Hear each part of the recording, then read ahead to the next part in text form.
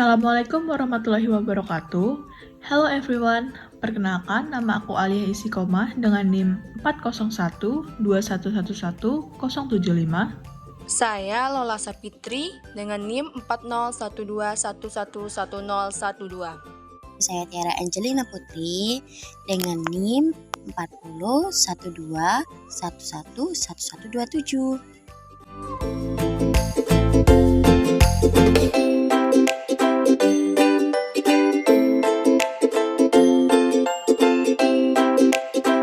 Tapi sebelum membahas lebih lanjut, teman-teman tahu nggak sih paten itu apa?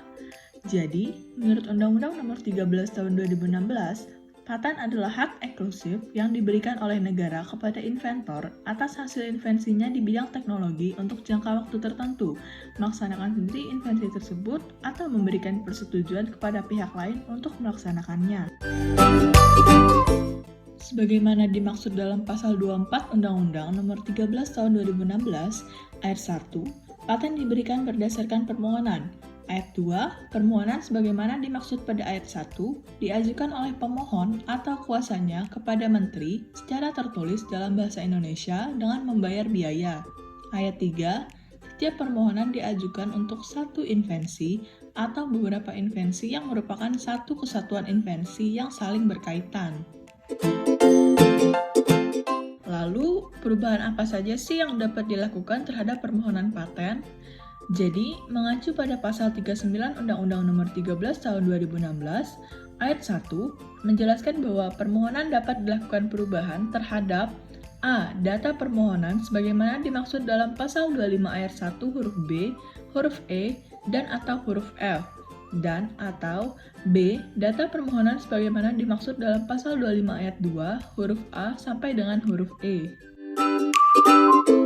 Lebih lanjut dapat teman-teman simak pada layar ya. Perubahan data apa saja yang dapat kita lakukan terhadap permohonan paten tersebut?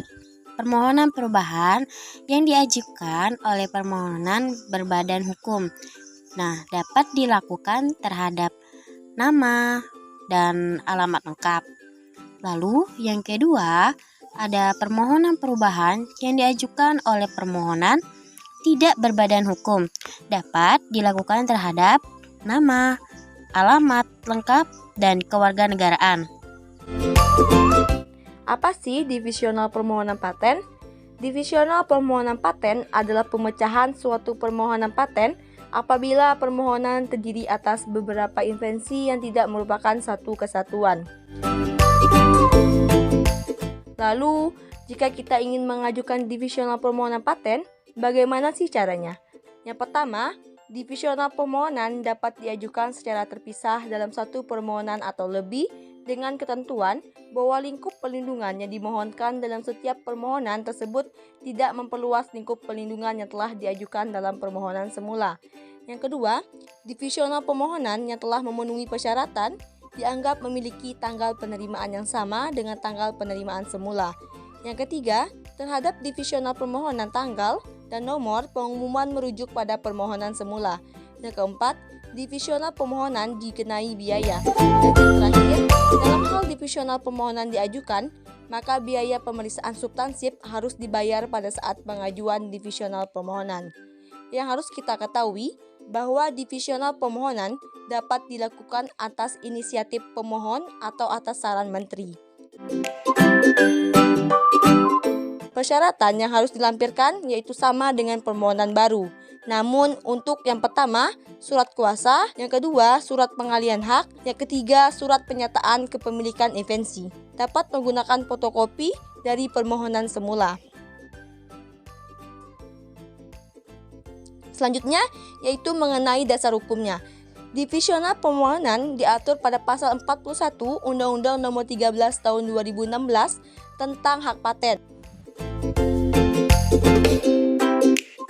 Selanjutnya itu ada penarikan kembali permohonan paten.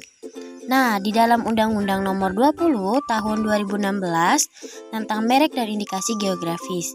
Yang pertama itu ada permohonan hanya dapat ditarik kembali oleh pemohon sebelum materi memberikan keputusan menyetujui dan menolak permohonan tersebut.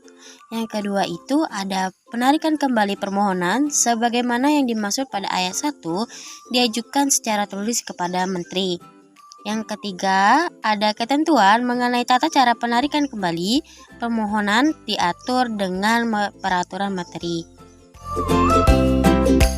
Lalu di sini juga ada Permen Hukum dan HAM Republik Indonesia nomor 38 tahun 2018 yang dimana tentang permohonan paten. Selanjutnya itu ada Permen Hukum dan HAM Republik Indonesia nomor 38 tahun 2018 tentang permohonan paten, yaitu dalam pasal 59. Nah, bagaimana teman-teman tentang penjelasan kami tadi? Kami harap bermanfaat bagi teman-teman sekalian ya. Adapun kami ingin mengucapkan terima kasih kepada jurusan S1 Hukum Fakultas Hukum Universitas Bangka Belitung.